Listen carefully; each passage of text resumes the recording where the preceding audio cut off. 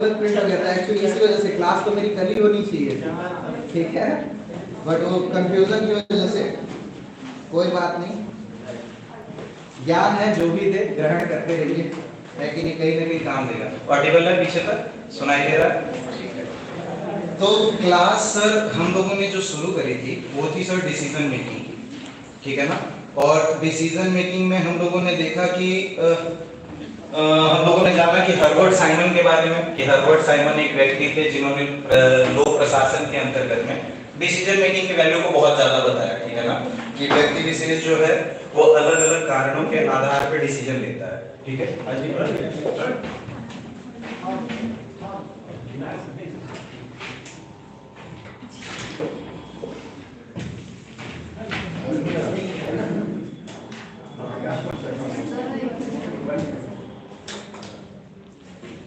ठीक है सर। जब भी निर्णय लेने की बात होती है, जब आप सिस्टम में जाओगे, ठीक है, प्रशासन तंत्र में जाओगे, तो आपसे ये एक्सपेक्ट किया जाएगा कि आप एक ऐसे ऑफिसर बन के निकलो जो अकाउंटेबल हो, ठीक है ना। अपनी जो भी आप प्रोसेस कर रहे हो, जो भी कर्म कर रहे हो, उसके लिए आप जिम्मेदार हो।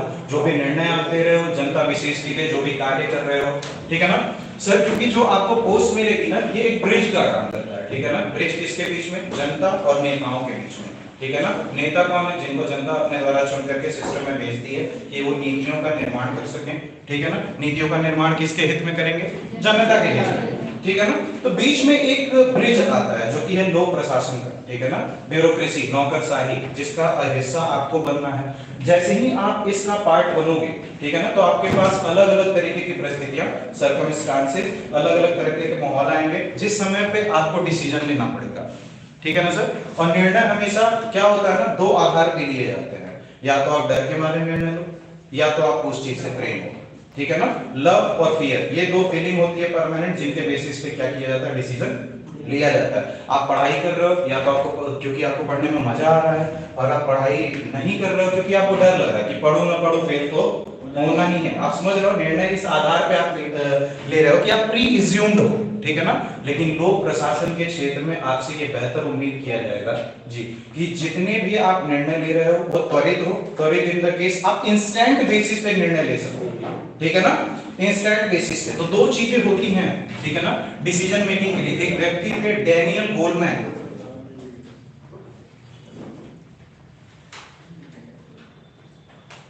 ठीक है ना। इनके बिना डिसीजन मेकिंग को हम लोग पूरी तरीके से समझ नहीं सकते। डेनियल कोलमैन का क्या कहना था? ये व्यक्ति विशेष थे, साइकियाट्रिस्ट थे। इनकी बुक थी इमोशनल इंटेलिजेंस, जो कि 1995 में आई थी।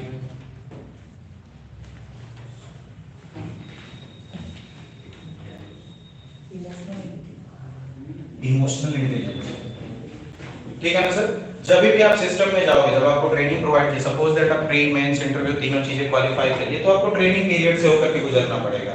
आपको बहुत सारी चीजें ट्रेन की जाएगी, ठीक है ना। वैसे ही क्या होता है ना, जैसे ही आप सोसाइटी में उठते बैठते हो, जैसे परिवेशों का सामना करते हो, तो आप डिसीजन मेकिंग के लिए ट्रेन होते हो, ठीक है। तो गोलमैन जो थे, उन्होंने क्या बोला कि सर व्यक्ति विशेष के अंतर्गत ना पर्टिकुलरली दो पार्ट होता है, ठीक है ना। वन चीज जो वर्क करता है आईक्यू पे, ठीक है ना, इमोशनल ये इंटेलिजेंस क्वोशिएंट, और ठीक है दूसरी चीज है क्या? ईक्यू पे, इमोशनल क्वोशिएंट। ये दो चीजें होती हैं, ठीक है ना। जब भी बात होती है आईक्यू की, तो मतलब कि क्या होता है? फैक्ट्स। आईक्यू के बेसिस पे हम लोग देखते हैं कि नॉलेज किस तरीके से गेन करते हैं। बेसिकली क्या है, क्लास 1 में आपको अगर जो डिवीजन मल्टीप्लिकेशन अगर जो दिया जाता है 2 into 2 2 into 4, ये सारी चीजें तो आपके लिए वही बहुत कॉम्प्लिकेटेड चीज होती है। ये मल्टीप्लाई कैसे हो रहा है ना, डिवाइड कैसे हो रहा है, ये सारी कॉम्प्लिकेशन थी। अभी अगर जो वही प्रॉब्लम मैं आपको दूं तो क्या आपको दिक्कत होगी? आपने वो फैक्ट्स और डेटास अपने सबकॉन्शियस माइंड में, अवचेतन मन में धारण कर रखा है कि जैसे ही वो क्वेश्चन आपके सामने आएगा पर्टिकुलरली आप सॉल्यूशन दे दोगे। Suppose that for LCM HCF, ठीक है ना, सीसेट का एक चैप्टर है, ठीक है ना। आप एलसीएम एचसीएफ के ऊपर सपोज दैट 500 से 600 क्वेश्चन सॉल्व कर चुके हो, तो आपको लग रहा है ना, आप कभी कभी देखते हो एग्जाम में ऐसा कि आपने क्वेश्चन देखा, पूरा क्वेश्चन भी नहीं पढ़ा और पर्टिकुलरली सॉल्यूशन करना शुरू कर देते हो, क्योंकि वो क्वेश्चन का सेटअप अवचेतन मन में आके ऑलरेडी बसा हुआ है, ठीक है ना। इसीलिए बोलते हैं practice make the man perfect. Practice या अनुभव जितना आप बचपन में वो सुने, वो कहानी वरदराज की सुने होंगे, रसरी आवत जाते सिर पर परत निशान, है ना, कि बार बार आप एक ही चीज करोगे ना तो वो रिजिड और स्ट्रांग हो जाएगी, डेनियल गोलमैन का क्या कहना था ना सर कि आईक्यू के बेसिस पे अगर जो आप सिलेक्शन कर रहे हो, लोक प्रशासन का अगर जो आप आईक्यू के बेसिस पे सिलेक्शन कर रहे हो तो वो काफी नहीं है। आईक्यू के बेसिस पे अगर जो आप सेलेक्ट करोगे तो आप क्या चुनोगे, मैनेजर, ठीक है। लेकिन यूपीएससी क्या चाहती है कि उनको क्या मिले, लीडर, जिसके अंदर लीडरशिप क्वालिटी हो, ठीक है ना सर। लीडरशिप क्वालिटीज कुछ फैक्टर्स के ऊपर डिपेंड करता है, ठीक है ना। वो फैक्टर्स क्या है, सबसे पहली चीज है सेल्फ अवेयरनेस, स्व जागरूकता, पहला फैक्टर, ठीक है ना। उसके बाद फिर क्या है, सेल्फ रेगुलेशन,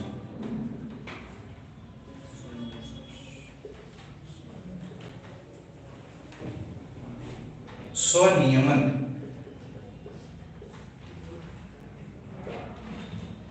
ठीक है। थर्ड जो है वो है मोटिवेशन,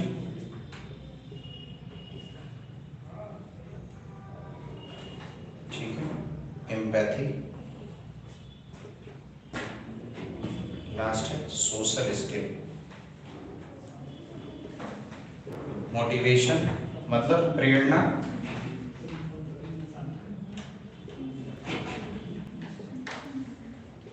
परानुभूति और सामाजिक कौशल,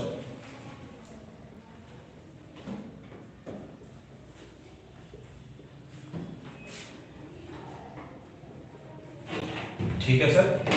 आईक्यू की जब आप बात करोगे, आईक्यू क्या है, जो भी आपने कॉन्शियस पीरियड में, ठीक है ना, अपने चेतन पीरियड में जब आप जगे हो, ठीक है ना, आप देखो एक ऑब्जर्व करोगे कॉन्शियसली कि आपकी चार अवस्था है, ठीक है ना। एक है अवेकिंग, जब आप जगे हो, दूसरा है स्लीपिंग, जब आप सोए हो, तीसरा है ड्रीमिंग, जब आप सपना देख रहे हो। तो ये तो सही नहीं है क्योंकि ये सपना है, इसका आपके वास्तविक जिंदगी से कोई भी मतलब नहीं है। जब आप सोए हो, ये भी कोई मतलब नहीं है आपका, ठीक है ना। अपनी जिंदगी में अगर जो आप बदलाव करना चाहते हो तो किस अवस्था में कर सकते हो, जब आप जागृत हो, ठीक है ना। जागृत बुद्धा से किसी ने पूछा कि सर आप क्या हो, भगवान हो, ईश्वर हो, इंसान हो, कहे बस मैं वही हूं जो तुम हो, बस मैं जग गया, ठीक है ना। पर्टिकुलरली जब आप आंख खोले हुए हो, अभी क्या है पर्टिकुलरली जो आप मुझे सुन रहे हो, ये जो इंफॉर्मेशन गैदर कर रहे हो, इसी के आधार पे आप कुछ निर्णय अपने जीवन में लोगे, ठीक है ना। पर्टिकुलरली मेरा व्यक्ति विशेष टीचर जो है ये चीज गाइड किया है, उस आधार पे मुझे जीवन के निर्णय लेने हैं, ठीक है ना। आईक्यू फैक्ट के आधार पे आप लेते हो, ठीक है ना, कि ये फैक्ट दिए हुए हैं, उनके आधार पे मैं निर्णय ले रहा हूं। जब इमोशनल क्वोशेंट की बात आ जाती है, लीडरशिप क्वालिटी की बात आ जाती है, तो ये व्यक्ति विशेष में क्या है, नॉलेज को नहीं देखता। आप देखो ना हमारे देश में क्या है, रिप्रेजेंटेशन ऑफ पीपल एक्ट 1951, ठीक है ना, इसी के आधार पे नेताओं को चुना जाता है कि उनकी क्वालिफिकेशन क्या होगी वोट लड़ने के लिए चुनाव को। तो क्या हमने कोई क्वालिफिकेशन रखी है, नहीं। ग्रेजुएशन, पोस्ट ग्रेजुएशन, मास्टर्स, कोई भी क्वालिफिकेशन है नहीं है। हमें सिर्फ क्या, टीचर अच्छा हो जो जनता के हित में सोच सकता है, जो जनता के हित में कार्य कर सकता है, वो नेता बन सकता है, दैट्स इट। वहां पे कोई डिग्री है, यही चीज होना चाहिए सर। तो अगर जो आप डिग्री रखोगे ना तो फिर आप मैनेजर चूज करने लगोगे। इन दोनों में अंतर मैं अभी एक्सप्लेन करता हूं, ठीक है ना। पहले हम लोग इमोशनल क्वोशेंट के एरिया को देखते हैं। सबसे पहली जो लीडरशिप में क्वालिटी होनी चाहिए, जब भी आप परिस्थिति देखते हो, कोई भी सिचुएशन आएगी, सबसे पहली चीज क्या होनी चाहिए, स्व जागरूकता, कि आप स्वयं कौन हो, ठीक है ना। आप क्योंकि एडमिनिस्ट्रेशन में जाओगे तो आप पर्टिकुलरली किसी न किसी व्यक्ति, स्थान पर, जन्म स्थान के आधार पे अपने नीतियों का निर्माण करोगे। आप हिंदू हो, मुस्लिम हो, सिख हो, ईसाई हो, पंडित हो, जो भी हो, उस आधार पे आपका परवरिश हुआ है, आपका अवचेतन मन उतनी नॉलेज, उतनी फैक्ट रखा हुआ है। तो जब भी आप किसी भी चीजों से कन्वर्ट करोगे, ठीक है ना, कि जब भी जनता के प्रॉब्लम को सॉल्यूशन करोगे, सबसे पहली चीज क्या होनी चाहिए, आप किसी भी राजनीतिक दबाव में नहीं होने चाहिए, ठीक है ना। राजनीतिक दबाव का मतलब, सपोज दैट कि बीजेपी की गवर्नमेंट है तो आप उन प्रत्याशियों को ज्यादा महत्वता प्रदान कर रहे हो जो बीजेपी ओरिएंटेड है, ठीक है ना। सपा की गवर्नमेंट है तो आप उनको ज्यादा वरीयता प्रदान कर रहे हो जो सपा ओरिएंटेड है, नहीं। आपको क्या डिसीजन जो भी लेना है, न्यूट्रल स्टांस पे लेना है, ठीक है ना। आपको पक्षपात नहीं करना है, ठीक है ना, सबसे पहली बात। दूसरी चीज क्या है कि आपको जो है ना फेवरेटिज्म, नेपोटिज्म, करप्शन, इन सारी चीजों से दूर रखना है, कि ये व्यक्ति विशेष मेरा पहचान का है तो टेंडर इसे नहीं मिलना चाहिए, इसमें से कुछ परसेंट मुझे मिल जाएगा, तो ऐसी चीजें आपके अंदर नहीं होनी चाहिए। क्योंकि लोक प्रशासन पब्लिक एडमिनिस्ट्रेशन का अगर जो कोर वैल्यू निकालोगे ना, तो ये एक ग्रीक वर्ड से निकला है एडमिनिस्टर, ठीक है ना, जिसका अर्थ है टू सर्विस, सेवा करना, है ना। तो सेवा में जब भी अपना स्वार्थ आप निकालोगे तो क्या वो सेवा है? तो डिसीजन मेकिंग में कहीं से भी आपका स्वार्थ दिखना नहीं चाहिए। सबसे पहली चीज स्व जागरूकता, आपको ये पता होना चाहिए पर्टिकुलरली व्यक्ति विशेष कौन है। व्यक्ति विशेष कैसे बनता है? ये सपोज दैट आप हो, ठीक है ना, आप क्या है ना, माइंड, बॉडी, सोसाइटी और नॉलेज,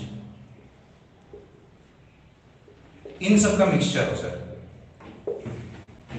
आप जो व्यक्ति विशेष हो, पर्सनली जो आप हो, आप कहीं ना कहीं जन्म लिए होगे, आपके माता पिता आपको कुछ ना कुछ नाम देंगे, इस शरीर का कुछ नाम रहेगा आपके पर्टिकुलरली। आप जिस जिस माहौल में रहोगे, सपोज दैट आपके बहुत ज्यादा ऑर्थोडॉक्स थिंकिंग के साथ रह रहे हो, ऐसे रूढ़िवाद सोच के साथ रह रहे हो, तो पर्टिकुलरली 25 से 30 साल के बाद आपकी सोच जो है रूढ़िवाद होना लाजमी है, ठीक है ना। अगर जो एक मैच्योर पर्सनैलिटी की आप बात करो, तो मैच्योर पर्सनैलिटी वो होती है जो हर टाइप के थिंकिंग को एक्सेप्ट करती है, ठीक है ना। और आपको एज ए लोक प्रशासनिक अधिकारी इसी प्रकार की पर्सनैलिटी बिल्डअप करनी है जो मैच्योर हो, क्योंकि आपके पास हर वर्ग, हर समुदाय और हर तरीके के लोग आएंगे, तो आप पार्शियलिटी नहीं कर सकते हो। आप फैक्ट्स देखोगे, डेटा देखोगे, जो उचित रहेगा उस आधार पर निर्णय लोगे। स्व जागरूकता, खुद के बारे में अवेयरनेस। मैं व्यक्ति विशेष किसी जन्म स्थान मऊ पे पैदा हुआ हूं, मेरा नाम रजत मिशाल है, पर्टिकुलरली मैं इस धर्म जाति से बिलोंग करता हूं, मेरी कुछ आइडियोलॉजीज होंगी। माइंड क्या है? इंटेलेक्चुअल, जो मैंने डिग्री हासिल की है, मैंने बीटेक किया, पब्लिक एडमिनिस्ट्रेशन से पोस्ट ग्रेजुएशन किया, now I am teaching professionally, ठीक है ना। तो ये मेरे माइंड की वैल्यू है, आप समझ रहे हो ना। बॉडी के बेसिस पे, नाम के आधार पे मुझे किया गया है, माइंड के आधार पे, इंटेलेक्चुअल बेसिस पे कि मैंने इतने पढ़ाई की, मैं इतने लोगों को ये सारी ज्ञान दे सकता हूं, ऑन द बेसिस ऑफ मुझे एक जॉब मिली है, ये माइंड की मेरी कैपेबिलिटी है। देन क्या है? माइंड के बाद जब आप आओगे बॉडी में, बॉडी में जब भी आते हो ना तो कंप्लीट सोसाइटी, इस बॉडी का फॉर्मेशन आपके क्या होता है ना, थिंकिंग के ऊपर डिपेंड करता है। जो भी आप विचार कर रहे हो पर्टिकुलरली, आप देखोगे ना, जब भी आप स्थिर से बैठोगे, आप देखोगे वही विचार बार बार आपके पास आएंगे। 95% थॉट्स वही होते हैं जो कल आए थे, समझ रहे हैं आप ना। सिर्फ क्रिएटिव थॉट 5% होते हैं, और उस 5% पे फोकस करना ये बहुत बड़ा काम होता है, समझ रहे हो आप ना। क्योंकि आप अभी नए नए हो, बच्चे हो, आपका दिमाग अभी नया हो रहा है, आप अभी फैक्ट्स ले रहे हो, आपके पास फैक्ट्स तो हैं मगर अनुभव की कमी है। इस वजह से आपकी डिसीजन मेकिंग वो नहीं है जो एक लोक प्रशासनिक अधिकारी की होनी चाहिए। और वो किस प्रकार से डेवलप होगी? जब आपके अंदर ये लीडरशिप क्वालिटी होगी, आप सोसाइटी को समझोगे कि जिस प्रकार से मैं किसी परिवेश, जन्म स्थान, व्यक्ति विशेष के आधार पे कोई सोच डेवलप किया हूं, जो व्यक्ति मेरे सामने आ रहा है उसके साथ यही कंडीशन होगी, तो अपने आप आपकी एक सहानुभूति की भावना डेवलप हो जाएगी। एक किसान है 10 किलोमीटर दूर से नंगे पांव आ रहा है इंसाफ के लिए, तो आप पर्टिकुलरली पहले उसे वरीयता प्रदान करोगे। तो इस प्रकार से आपकी बॉडी सेटअप होती है। जब भी एक प्रशासनिक अधिकारी होता है ना, जैसे जैसे परिस्थितियों का सामना करता है उसी आधार पर डिसीजन मेकिंग करता है, निर्णय लेता है। दूसरी जो क्वालिटी है सेल्फ रेगुलेशन।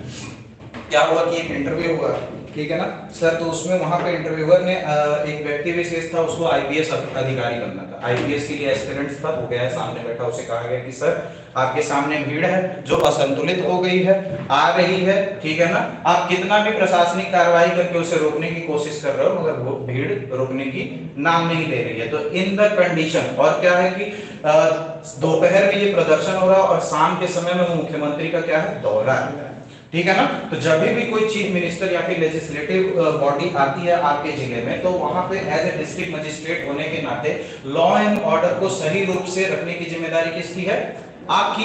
आपके जिले में तो प्रदर्शन हो रहा है, इन दैट कंडीशन आप क्या करोगे, ठीक है।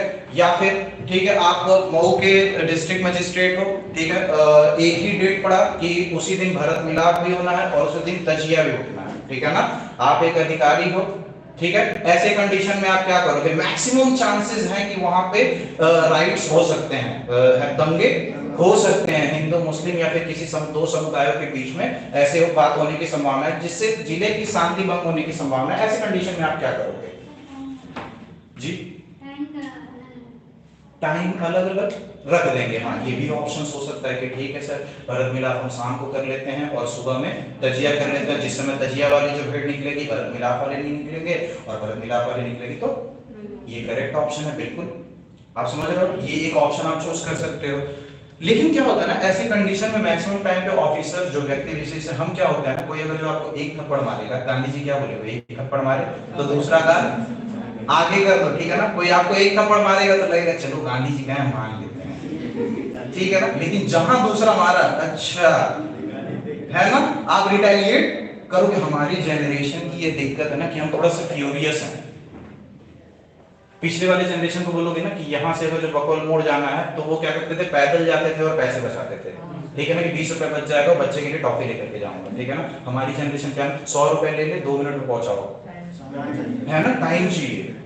तो ये जो टाइम की कमी हमारे अंदर हो रहा है ना, हमें बड़ा फ्यूरियस बना रहा है बहुत ज्यादा। तो इस ऐसे ऐसे परिस्थिति में, क्योंकि हमारी जो इकोनॉमी वर्क कर रही है, किसके ऊपर वर्क कर रही है, अटेंशन इकोनॉमी पे, आपका समय उनका पैसा। तो जो समय आपको चाहिए वही किसी और को भी चाहिए। इसी तनातनी में क्या होता है ना कि एक जो सबसे इंपॉर्टेंट एस्पेक्ट होता है सेल्फ रेगुलेशन। जब भी परिस्थिति आती है तो हम पैनिक हो जाते हैं, ठीक है ना। बहुत सारे अधिकारी ऐसे होते हैं, सर हम लाठी चार्ज कर देंगे, भीड़ को कंट्रोल करेंगे, उसके बाद फिर अगली कार्रवाई करेंगे। लेकिन जिसके ऊपर आप लाठी चार्ज कर रहे हो वो कौन है, जनता है, जिसकी सेवा के लिए आपको चुना गया है। तो क्या ये आपके कर्तव्य से मिलता जुलता रास्ता है, समझ रहे हो। तो ऐसे कंडीशन में सेल्फ रेगुलेशन होना जरूरी है, क्योंकि आपको पता है भीड़ है, भीड़ जब भी हिंसक होती है तो उसके पीछे दो कारण होता है। एक, सबसे पहली बात, या तो जो सिस्टम है, जो सोसाइटी है, उससे असंतुष्ट है भीड़, ठीक है ना। जो भी नियम कानून वगैरह आपने बना रखा है वो जनता के किसी न किसी प्रकार से शोषण कर रहा है। दूसरा जो कंडीशन होता है ना, इग्नोरेंस, अज्ञानता की वजह से। क्या होता है ना, भीड़ जो होती है बहुत भोली भाली होती है, नेता विशेष और जो भी ऐसे लोग होते हैं वो क्या करते हैं, उनको मैनिपुलेट करते हैं, ठीक है ना, उन्हें बहका करके उस पर पर्टिकुलरली अपने हिसाब से कार्य करवाते हैं। तो अधिकारी को ये चीज जानना जरूरी है कि गलती वहां पे भीड़ की नहीं है, उसके पीछे के मोटिव की है। अगर जो आप मोटिव खत्म कर सकते हो तो ऑटोमेटिकली भीड़ कंट्रोल में आ जाएगी। तो ये सेल्फ रेगुलेशन, वहां पे आप रुकोगे, विचार करोगे। क्या होता है ना, जब भी प्रॉब्लम को सॉल्व करना रहता है ना, प्रॉब्लम है आपके सामने, उससे पहले एक कदम पीछे हटिए, एक कदम पीछे हटिए और प्रॉब्लम में घुस के मत सोचिए, प्रॉब्लम से बाहर होकर के सोचिए, तब आप ज्यादा उचित निर्णय ले सकोगे। थर्ड जो क्वालिटी है, मोटिवेशन। सर करने की इच्छा ही नहीं है, हम कुछ भी भीड़ आ जाए, मार हो जाए, हम तो डीएम साहब में अंदर निकलेंगे ही नहीं।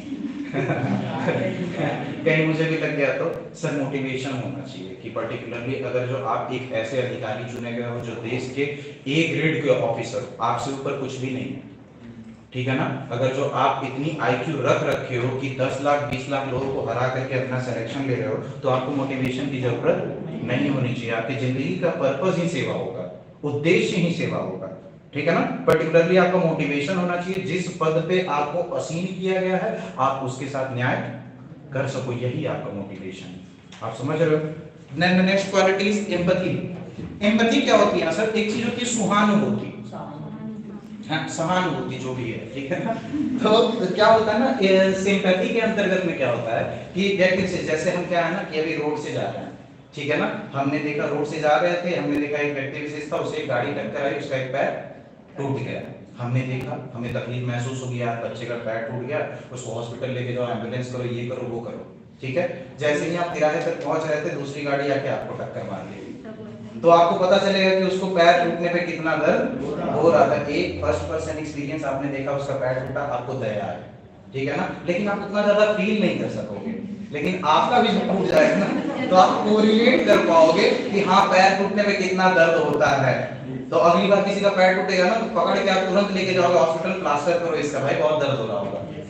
यही चीज होती है परानुभूति। सहानुभूति तो ठीक है, सब कोई डेवलप कर लेता है, ठीक है यार तुम गरीब हो, तुम ऐसे हो, तुम वैसे हो, मैं तुम्हारे लिए विशेष वरीयता करा। लेकिन परानुभूति क्या होता है, आप समझ रहे हो व्यक्ति विशेष किस किस कंडीशन से होकर के गुजर रहा है। आजकल इसीलिए ऐसे आईएएस एस्पिरेंट्स ज्यादा सेलेक्ट हो रहे हैं जो इकोनॉमिकली बहुत ज्यादा अच्छे नहीं है, जो बैकवर्ड कास्ट से, बैकवर्ड ग्राउंड से बिलोंग करते हैं। आप समझ रहे हो ना, क्योंकि वही है जो देश को बदलने की क्षमता रख रहे हैं। आप समझ रहे हो ना, व्यक्ति विशेष है जो कष्ट अपने जीवन में नहीं देखा है वो दूसरे के कष्ट को समझ नहीं सकेगा, ठीक है। At the last quality social skill, communication, कैसे आपको बात करना है, चीजें को कैसे डील करनी है, ये होना चाहिए। अब एक नेता है, पता चलता है एक व्यक्ति जाता है बात करने के लिए तो बनी बनाई बात में झगड़ा करा के चला आता है है ना। एक व्यक्ति विशेष है तो वो ऐसा मेडिएशन करता है दो पक्ष के बीच में कि दोनों में सुलह हो जाता है। तो आपको ऐसा बनना है कि सोशल स्किल्स, सामाजिक कौशल वगैरह इस आधार पे होने चाहिए कि आप जो है बेहतर निर्णय ले सको। और सामाजिक कुशलता का मतलब क्या है, आप सबको बराबरी की भावना से देख रहे हो, है ना। आपके पास जो भी कैंडिडेट आ रहा है तो उसको जाति वर्ग विशेष जन्म स्थान इन सब आधार पर नहीं देख रहे हो। आपके लिए जस्ट वो एक ऑब्जेक्टिव है जिसकी कुछ पर्टिकुलर प्रॉब्लम है और आप क्या हो उसका सॉल्यूशन हो, ठीक है ना। अब जो भी संविधान में नियम दिए गए हैं, जो भी चीजें दी गई हैं, और एक चीज और है जो आपको प्रदान की जाएगी, आपकी विवेकाधीन शक्तियां, डिस्क्रिशनरी पावर। कुछ कंडीशंस पे ऐसा हो जाएगा कि वहां पे संविधान में कोई भी उल्लेख नहीं मिलेगा आपको कि ऐसे परिस्थिति में आपको क्या करना है।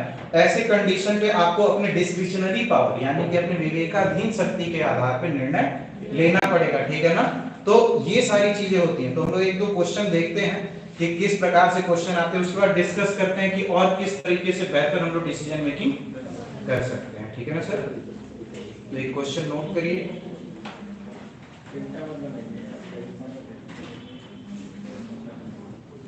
आप कार्यालय अध्यक्ष हैं जी। क्वेश्चन नोट करिए, यूपीएससी 2013 के क्वेश्चन है, ठीक है ना। यूपीएससी 2013 में ये पूछा जा चुका है। आप कार्यालय अध्यक्ष हैं, आप कार्यालय अध्यक्ष हैं, ठीक है। कुछ मकान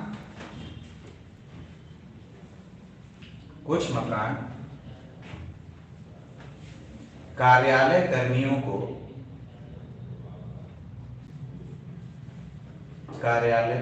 को आवंटित करने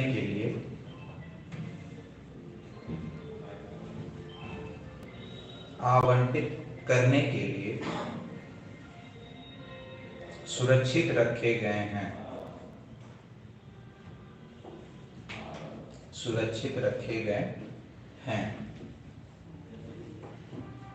आपको इस मामले में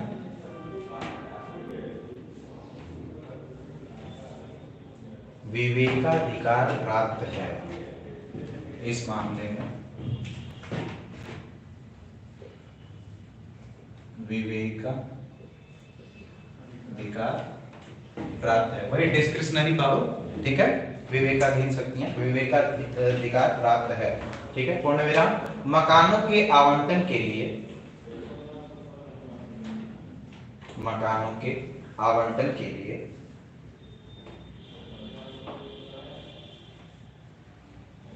कुछ नियम आपके द्वारा बनाए गए हैं। मकानों के आवंटन के लिए कुछ नियम आपके द्वारा बनाए गए हैं और उन्हें सार्वजनिक कर दिया गया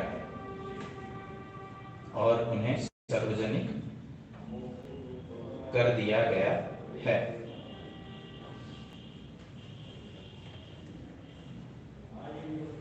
ठीक है, पूर्ण विराम। आपका निजी सचिव जो आपके बहुत निकट है,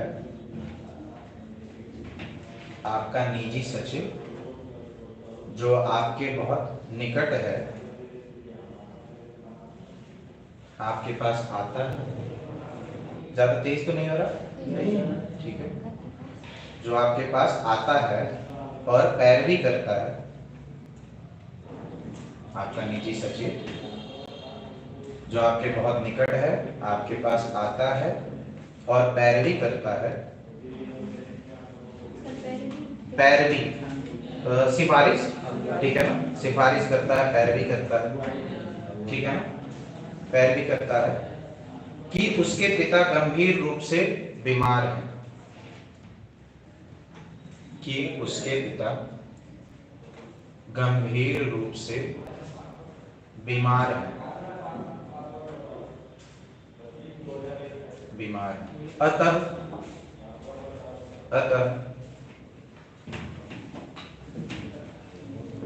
उसे मकान के आवंटन के लिए, उसे मकान के आवंटन के लिए प्राथमिकता दी जानी चाहिए।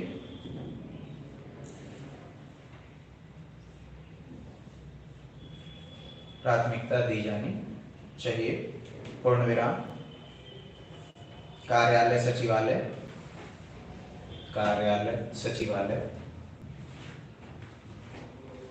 नियमानुसार, कार्यालय सचिवालय नियमानुसार इस प्रार्थना का परीक्षण कर, इस प्रार्थना का परीक्षण कर उसके अनुरोध को ठुकरा देता है। इस प्रार्थना का परीक्षण कर उसके अनुरोध को ठुकरा देता है और नियमानुसार प्रस्तुति करता है, और नियमानुसार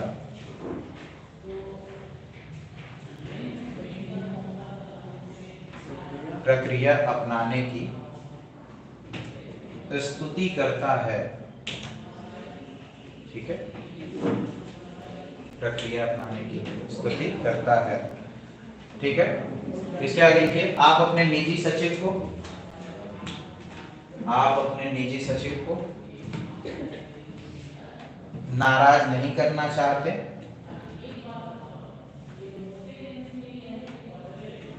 नाराज नहीं करना चाहते। इन परिस्थितियों में आप क्या करेंगे? आप अपने निजी सचिव को नाराज नहीं करना चाहते हैं, इन परिस्थितियों में आप क्या करेंगे?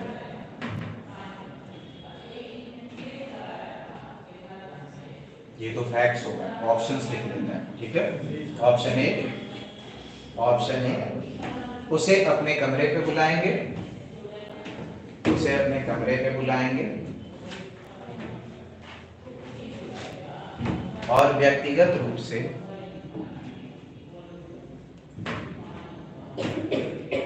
उसे अपने कमरे पर बुलाएंगे और व्यक्तिगत रूप से स्पष्ट करेंगे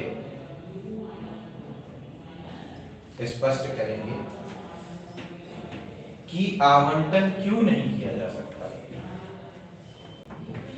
कि आवंटन क्यों नहीं किया जा सकता। ये पहला ऑप्शन है। दूसरा ऑप्शन लिख लीजिए, उसकी वफादारी जीतने के लिए, उसकी वफादारी जीतने के लिए मकान आवंटित कर देंगे,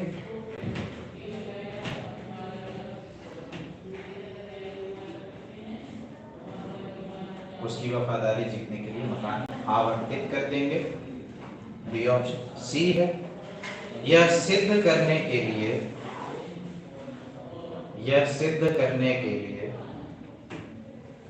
कि आप निष्पक्ष हैं, यह सिद्ध करने के लिए कि आप निष्पक्ष हैं और आप किसी के साथ पक्षपात नहीं करते, किसी के साथ पक्षपात नहीं करते, यह सिद्ध करने के लिए कि आप निष्पक्ष हैं, निष्पक्ष हैं,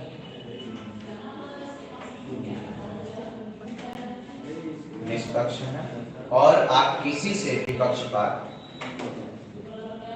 और आप किसी से भी पक्षपात नहीं करते हैं, नहीं करते हैं, कॉमा, कार्यालय टिप्पणी से सहमति व्यक्त करेंगे, कार्यालय टिप्पणी से सहमति व्यक्त करेंगे,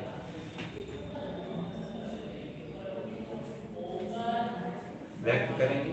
लास्ट ऑप्शन है सर, फाइल अपने पास पड़े रहने देंगे, फाइल अपने पास पड़े रहने देंगे और कोई आदेश नहीं देंगे। डिस्कस करते हैं एक ऑप्शन। आप कार्यालय, अच्छा लिख लीजिए, पहले खत्म कर लीजिए, फिनिश कर लीजिए।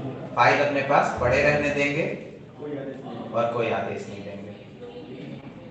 ये भी एक स्मार्ट मूव है।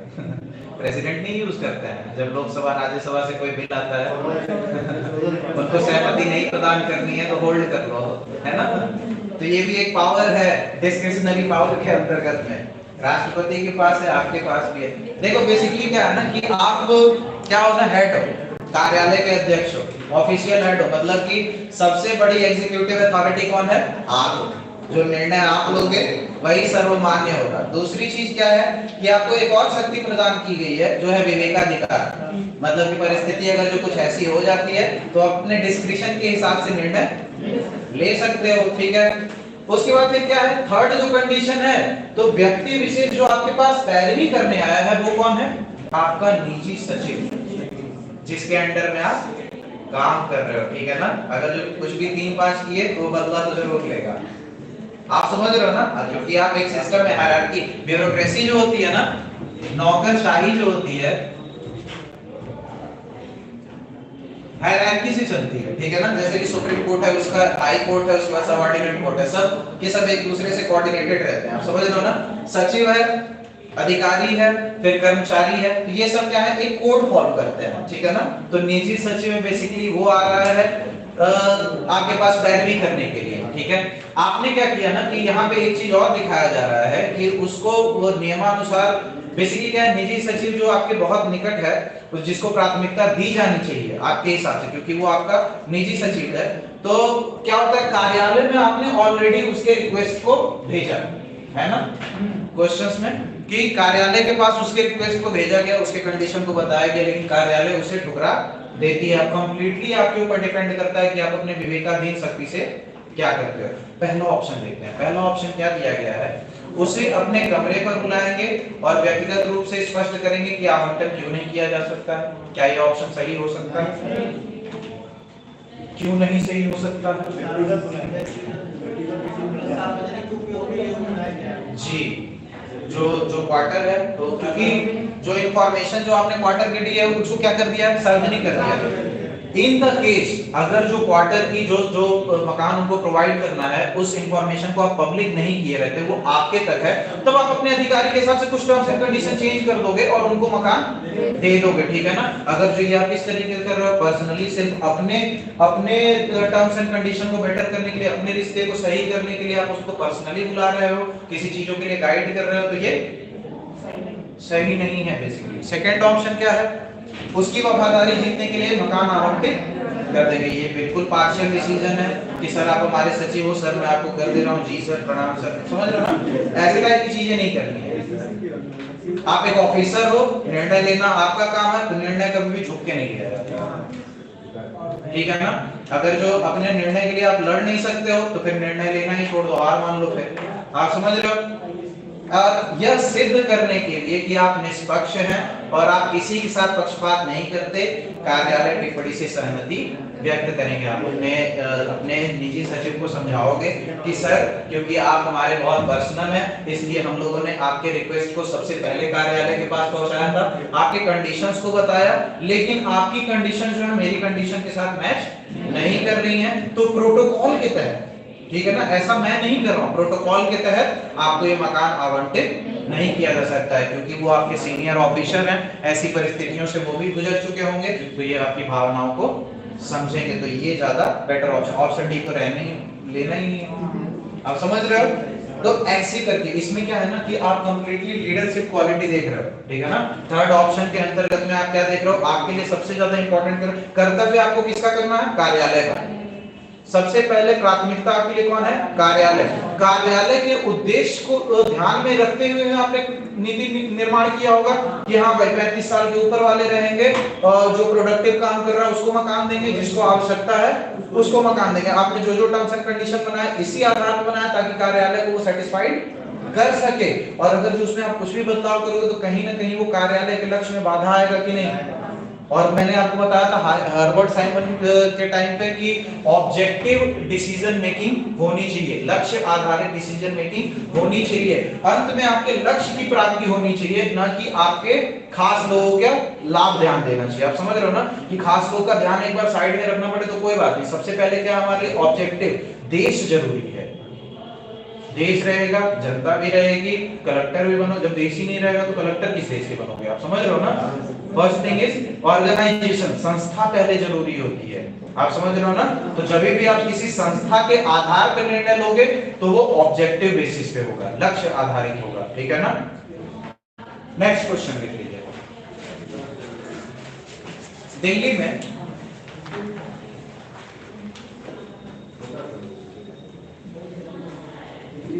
दिल्ली में पंजीकृत व्यावसायिक टैक्सी से दिल्ली में पंजीकृत व्यावसायिक टैक्सी से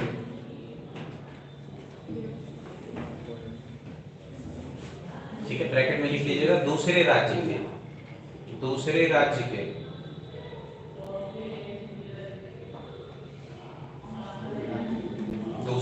के ब्रैकेट क्लोज, दिल्ली के पंजीकृत व्यावसायिक टैक्सी से दूसरे राज्य के करीबी शहर की ओर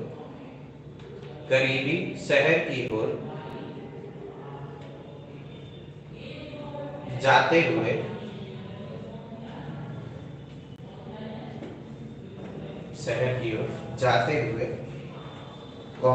आपका टैक्सी चालक आपको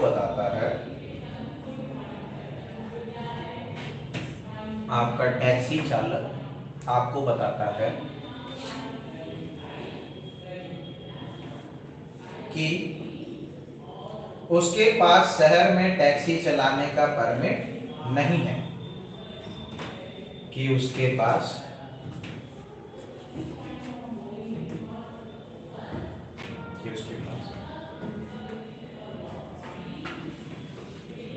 शहर में टैक्सी चलाने का परमिट नहीं है।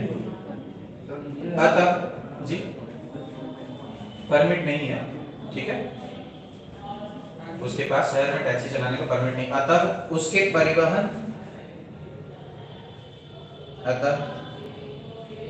परिवहन कार्यालय पर रुकेगा,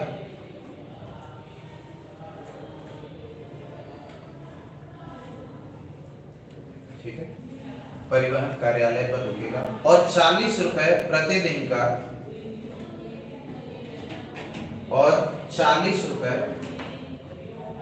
का निर्धारित शुल्क अदा करेगा,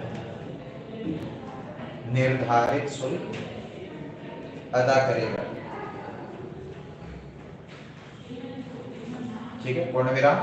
काउंटर पर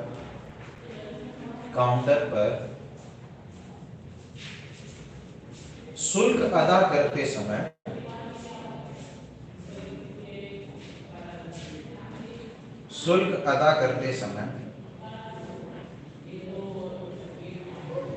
आप पाते हैं कि परिवहन लिपिक शुल्क अदा करते समय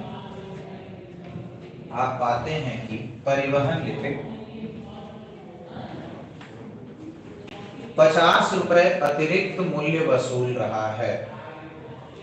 50 रुपए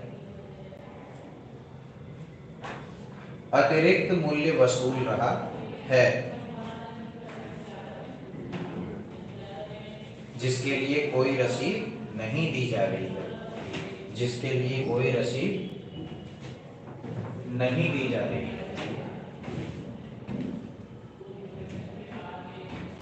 ठीक है। पूर्ण विराम। आप अपनी बैठक के लिए जल्दी में हैं,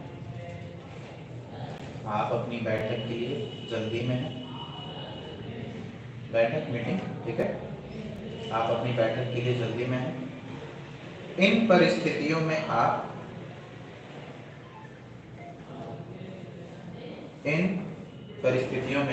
क्या करेंगे? ठीक है, ऑप्शन देख लेते हैं। ये तो फैक्ट्स हो गए जिनके आधार पे आपको निर्णय लेने हैं। निर्णय क्या क्या है? ऑप्शन ए देखिए, काउंटर पर जाएंगे, काउंटर पर जाएंगे,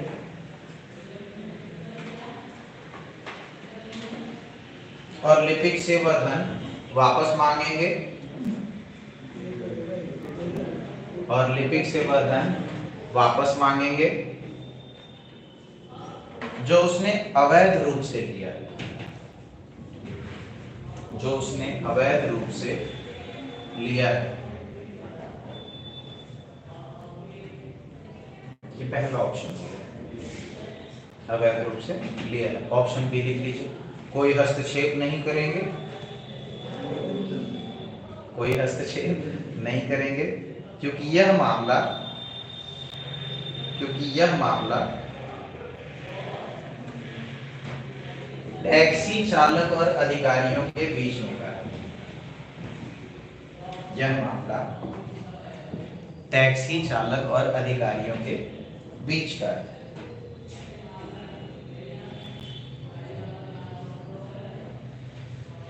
ऑप्शन सी लिख लीजिए, घटना का संज्ञान लेंगे, घटना का संज्ञान लेंगे और बाद में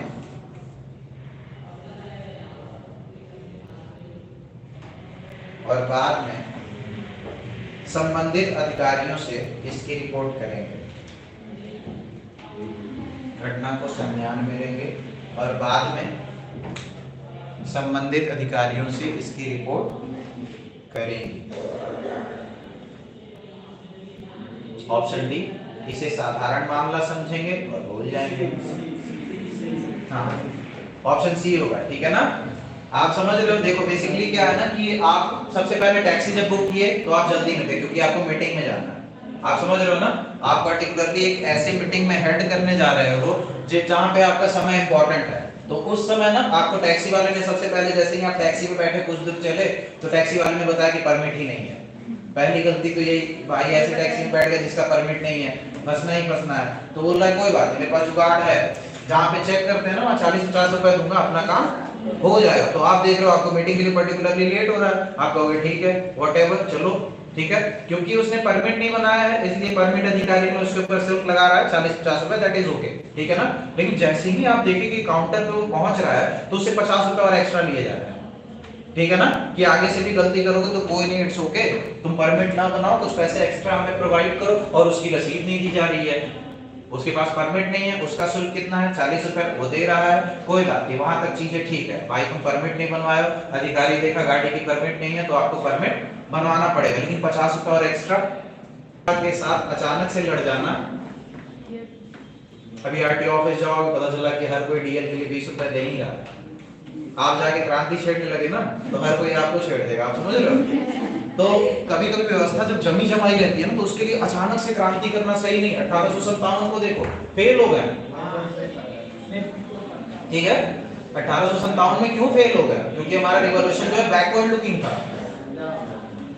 तो ये काम हम अपने आप को कभी नहीं करना है, क्योंकि वो जमी जमाई अथॉरिटी पता चला कि हमारे ऊपर हावी पड़ गए तो जो मीटिंग में जाना था वो भी कैंसिल हो जाएगा। आप कुछ देर बैठोगे स्थिर रहोगे, ठीक है, ये टैक्सी वाले की दिक्कत है, टैक्सी वाला परमिट नहीं बना रहा है, खैर वो तो गलत है, लेकिन सेकंड चीज वो अथॉरिटी गलत है जो विदाउट परमिट उसे अलाउ कर रही है डेली बेसिस पे ट्रैवल करने के लिए। प्रॉब्लम कहां पे है, अथॉरिटी में है। दूसरी चीज, जो वो पैसा ले रही है उसके ऊपर कोई भी रसीद नहीं दे रही है, मतलब कि वो उसके पर्सनल पॉकेट में जा रही है, that is the part of corruption, भ्रष्टाचार का पार्ट हो रहा है। तो आपको ये रोकना है एज ए सिटीजन। जब भी आप मौलिक कर्तव्य देखोगे, ठीक है ना, संविधान का अनुच्छेद 51A, तो उसमें आप अटेंड करके आओगे, उसके बाद जब आप फ्री होगे तो उससे रिलेटेड जो भी पब्लिक अथॉरिटी है वहां पे जाकर के आप रिपोर्ट करोगे कि सर पर्टिकुलरली आपके नीचे जो अधीनस्थ जितने भी अधिकारी हैं इस प्रकार से कार्रवाई कर रहे हैं। सबसे पहली गलती, विदाउट परमिट विदाउट परमिशन वो गाड़ियों को अलाउ कर रहे हैं कि वो ट्रैवल करें, दैट इज रिस्की, ठीक है ना, दैट इज रिस्की। दूसरी चीज सर कि जो भी उनसे चार्जेस वसूले जा रहे हैं उस पे पर चार्जेस 50 to 60 रुपीस एक्स्ट्रा लिए जा रहे हैं, जो कि उसके पर्सनल एक्सपेंसेस में जा रहा है, जो कि गवर्नमेंट के रेवेन्यू कलेक्शन में नहीं जा रहा। तो सरकार का कहीं ना कहीं नुकसान है, जनता का खर्च तो हो रहा है लेकिन वो कलेक्ट नहीं हो रहा है गवर्नमेंट के पास, तो गवर्नमेंट अपने एक्सपेंडिचर को कैसे बढ़ाएगी। आप समझ रहे हो ना, ये कहीं ना कहीं पब्लिक के पॉकेट पे नहीं गवर्नमेंट के भी पॉकेट पे अटैक है। तो दैट्स व्हाई गवर्नमेंट के उस अधिकारी को अवेयर करोगे और उससे ये रिक्वेस्ट करोगे आप समय पे उचित कार्रवाई करें ताकि ऐसी प्रक्रियाएं बंद होनी चाहिए। तो जो भी लीडर होगा आराम से स्थिर से ये देगा। वैसे आंसर तो आप लोगों ने ऑलरेडी दे दिया है, बहुत बुद्धिमान हो गए। ऑप्शन फिर से